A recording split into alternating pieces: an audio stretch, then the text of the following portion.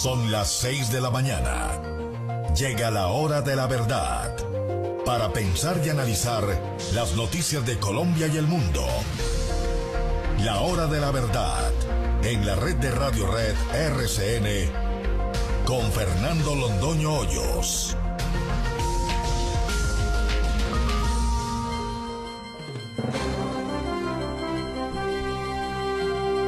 Muy buenos días, son las 6 de la mañana de este jueves 27 de junio de 2013. Esta es la hora de la verdad que se transmite por Radio Red de RCN. Y estos son temas y asuntos que trataremos en la grata compañía de ustedes durante las próximas horas.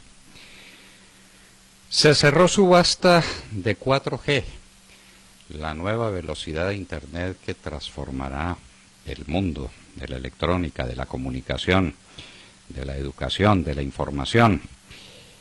De 6 proponentes ganaron 5, es decir, todos ganaron, salvo Azteca Televisión de México. Todos los demás ganaron, cada uno se llevó su bocado. Y el gobierno se llevó el mayor de ellos con más de 700.000 millones de pesos recaudados en una subasta en la que no hay sino ganadores, de manera que todos ganan. Maravilloso, 4G para todos, ojalá sea eso pronto una realidad. Otra cosa sin precedentes, todo lo que ha ocurrido en el gobierno del presidente Santos no tiene precedentes, es la primera vez que nos pasa, todo en anuncios por supuesto, esta vez es otro anuncio, se hará una inversión sin precedentes de 2.3 billones de pesos en seguridad, inclusive otros lo aumentan. Es curioso cuando lo de la inseguridad es apenas una percepción y no hay realmente problemas de inseguridad, según el presidente, que destine una inversión sin precedentes para arreglar el problema. Hay otra cosa que no tiene precedentes, que es el gasto fiscal desbordado en Colombia.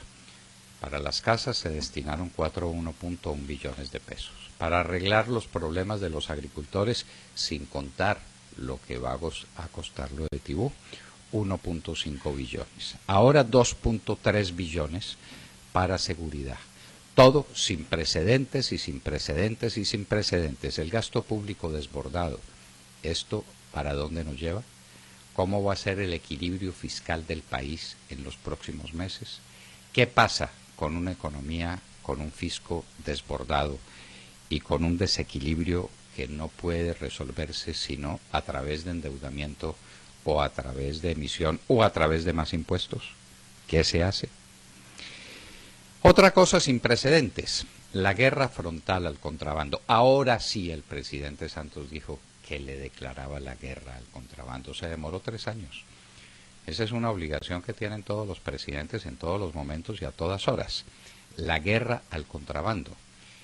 Pero es que el presidente no sabe que el problema del contrabando es el del contrabando técnico, el de las cosas que entran por las aduanas a los precios que no tocan.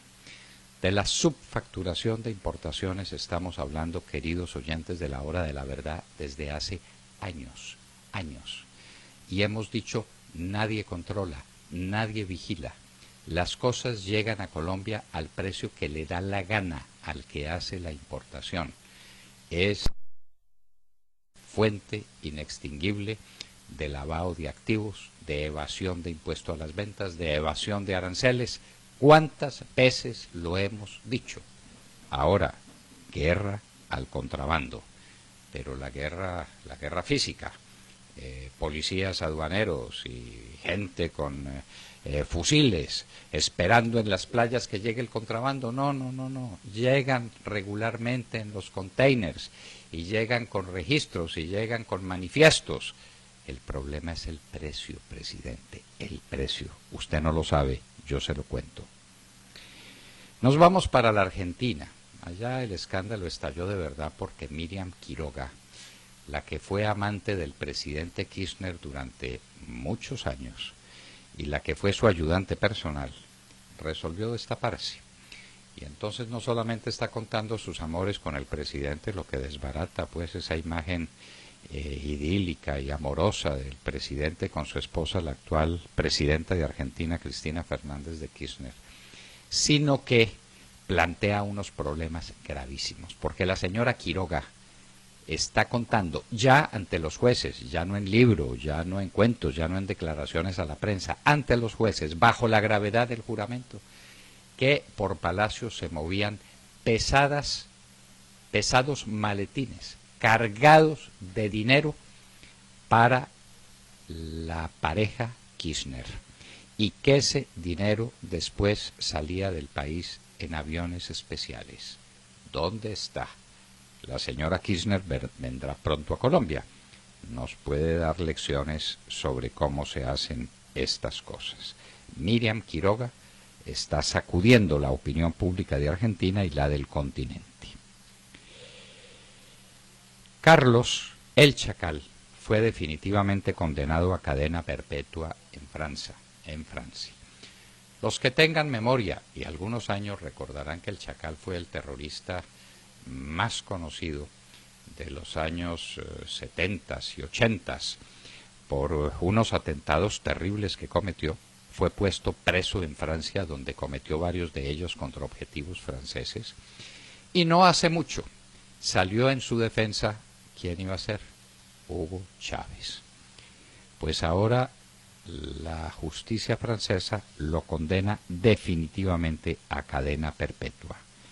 El Chacal no verá la luz del sol en la calle. A pesar de la muy mala noticia sobre el crecimiento de los Estados Unidos, creció en el primer trimestre anualizado un 1.8% cuando se esperaba 2.4% de crecimiento. Las bolsas siguen al alza. El Dow subió ayer 1.02, el Stoxx de Europa 2.34, Europa está destapada a ver si recobra el tiempo y el espacio perdido. El Nikkei japonés cayó 1.04 y el CSI 300 de Shanghái estuvo estable, subió apenas 0.13. El precio WTI del petróleo está rondando los $95, ayer en la noche estaba a 95.49, mientras el Brent se ubicaba en $101.57. El oro está bajando mucho y algunos analistas dicen que continuará bajando. Está a $1.226 la onza Troy. Llegó a estar a $1.500.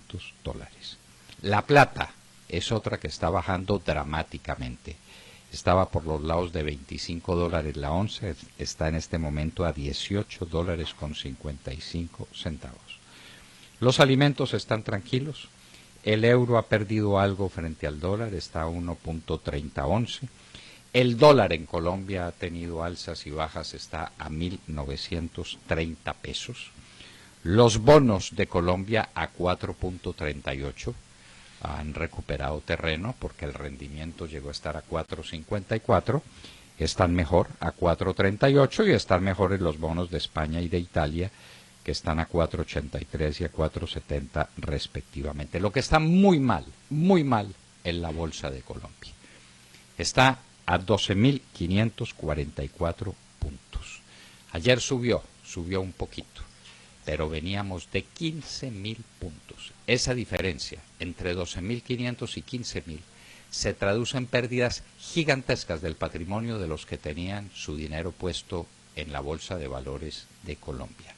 ¿Quiénes son ellos? Los principales, los pensionados y los que están haciendo economías para pensionarse a través de los fondos de pensiones. La gran inversión de esos fondos está en papeles de renta fija, que son especialmente los TES, que han bajado muchísimo, y en acciones, papeles de renta variable, que tienen este comportamiento muy malo, muy malo. Fedegan envía violenta carta a De la Calle.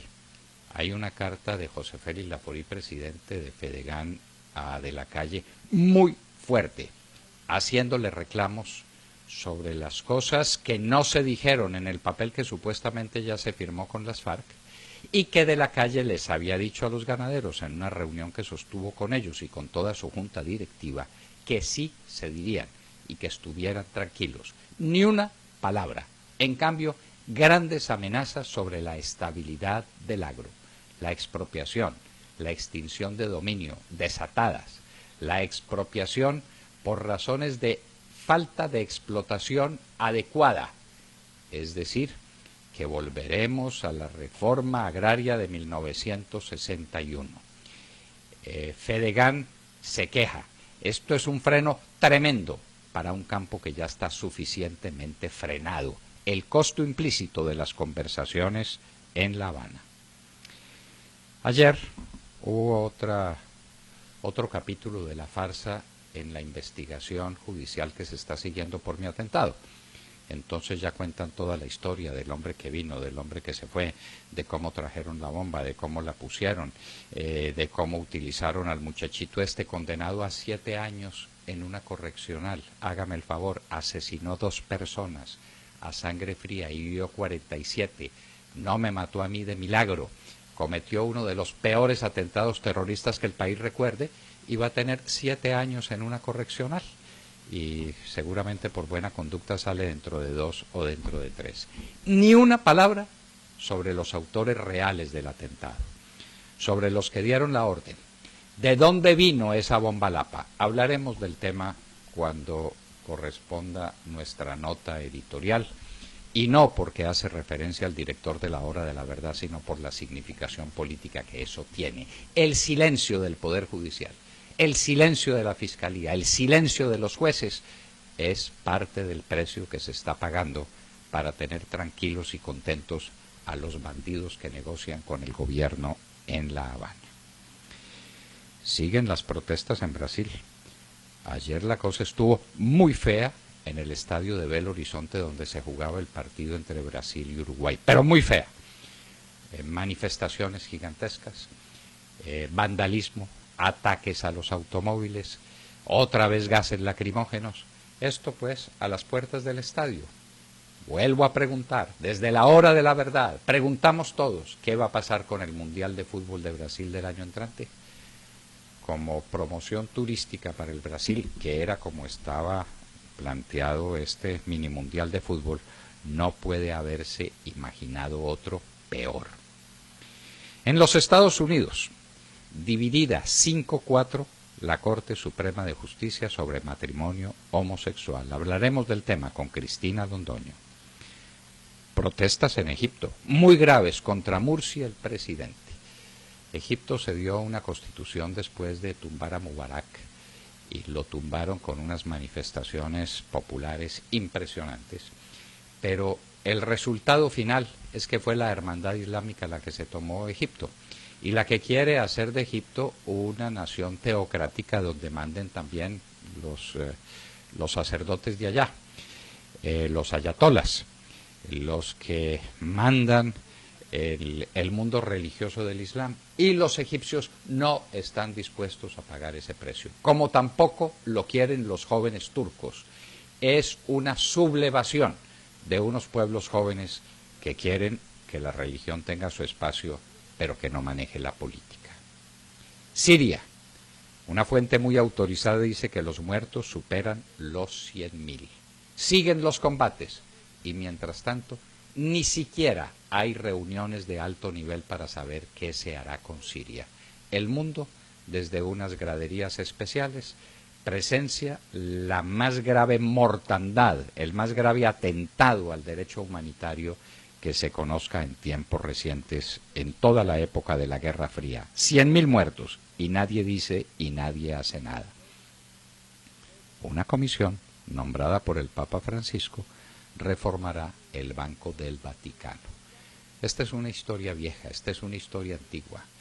Hubo ya una persona que se ahorcó cuando le estaban siguiendo los pasos por operaciones bancarias hechas con el dinero del Vaticano.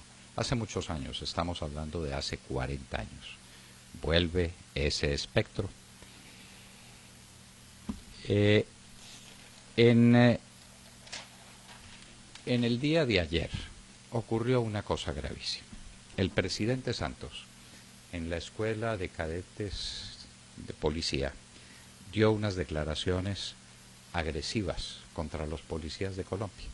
Le dijo al general Riaño que lo sacara de las oficinas, que qué estaban haciendo allá, que salieran a la calle a enfrentar la criminalidad. ¿Y esto qué dice? Hay una carta de policías que por obvias razones no dan su nombre contra el presidente Santos y rescatando la función del policía. El presidente Santos ha sido irrespetuoso. Y entonces ahora da el anuncio de una inversión gigantesca en seguridad sin que diga de dónde va a salir la plata ni a qué se va a aplicar. Esas cosas de detalle nunca le interesan al presidente, lo que le interesa es el anuncio y decir que la cuestión no tiene precedentes. Y entonces se inventa policías, los que saldrán de las oficinas que suponemos para que tengan un impacto en la vida nacional. Sobre ¿cuántos serán los policías hoy? 150.000 por lo menos. Deben ser muchos los que están en las oficinas según Santos. No, presidente, están en las oficinas los indispensables, los que tienen que tomar decisiones administrativas para que ese colosal aparato de la policía funcione, de día, de noche, en festivos, a todas horas, protegiendo a la gente de Colombia y protegiéndola en condiciones muy difíciles, porque usted, presidente Santos, está estimulando la inseguridad y porque el Poder Judicial está estimulando la inseguridad. Y los policías son los que pagan los platos rotos, los policías son los que sufren, son los muertos, son los heridos cuando tienen que contener las reacciones tardías de su gobierno, insurgentes o de protesta que se presentan en Colombia. Respete a los policías, señor presidente Santos, ellos se lo piden, nosotros los ciudadanos también. Y hoy en la historia recordaremos a partes o momentos fundamentales en la historia constitucional del país. La reforma de 1910, la de 1936 de la seguridad en marcha, el plebiscito de 1957, la reforma del doctor Carlos Lleras Restrepo en 1968 para llegar a la Constitución de 1991. Píldoras muy breves sobre un proceso constitucional que nadie puede ignorar. De todo esto y de mucho más hablaremos con ustedes en las próximas horas desde aquí, desde la Hora de la Verdad. Y recuerden que pueden seguirnos en Facebook o en Twitter en @Hora de la Verdad. También pueden sintonizarnos a través de Wonder Radio y TuneIn en sus dispositivos móviles y sintonizarnos también en nuestras frecuencias 970 AM en Bogotá, 710 AM en Medellín y 1200 AM en Cali. Y como siempre también nos pueden escuchar a través de nuestra página de internet en vivo y en directo o en diferido y hacernos llegar todas sus opiniones a través del chat. Gracias a Grijalba Construcciones Metálicas Ingenieros Limitada está nuestra página de internet www.lahoradelaverdad.com.co. Son las 6 de la mañana, 17 minutos. Comenzamos ya. Bienvenidos.